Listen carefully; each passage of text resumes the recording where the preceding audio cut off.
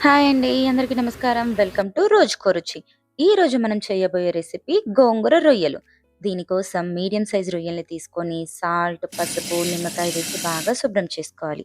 తర్వాత కడాయి పెట్టి శుభ్రం చేసిన రొయ్యల్ని వేసుకొని 2 సన్నటి పచ్చిమిర్చి, 1 స్పూన్ సాల్ట్, కొంచెం పసుపు, 1 స్పూన్ అల్లం వెల్లుల్లి పేస్ట్ వేసి బాగా కలుపుకొని మూత పెట్టి మీడియం ఫ్లేమ్‌లో మగ్గించుకోవాలని. చూసారా? వాటర్ ఎలా వచ్చాయో? రొయ్యల్లో వాటర్ యాడ్ చేయాల్సిన అవసరం లేదండి. ఆటోమేటిక్‌గా వాటర్ ఊరుతాయి.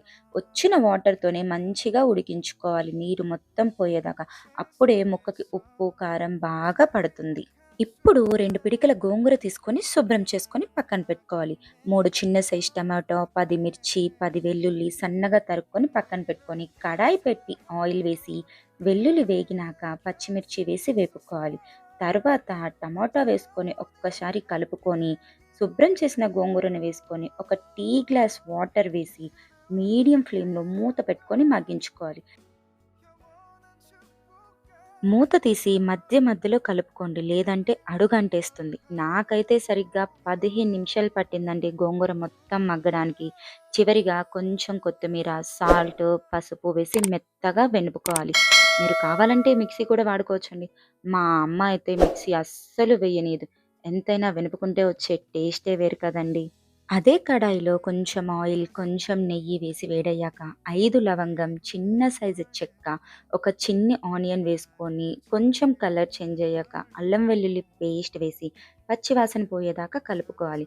తర్వాత ఉడికించిన రొయ్యల్ని తీసుకొని వీటిల్లోకి వేసి ఒక్కసారి కలుపుకొని కొంచెం పుదీనా, తర్వాత వెనుపుకున్న గోంగూరని మొత్తం వేసి, ఒకసారి మొత్తం కలిసేలాగా కలిపెట్టుకోవాలనమాట.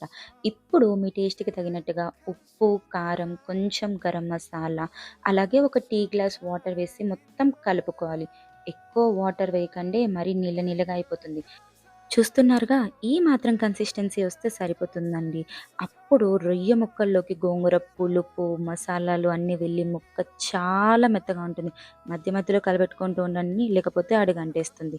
చివరిగా కొత్తిమీర వేసుకొని దింపేసుకుంటే మన గోంగూర రొయ్యలు రెడీ. ఇది మీరు plain rice, bagara rice, pulao, biryani దేనితో తిన్నా గానీ కాంబినేషన్ అద్దిరిపోతుంది. ఇలాంటి మరెన్నో వీడియోస్ కోసం సబ్స్క్రైబ్ టు రోజుకో రుచి.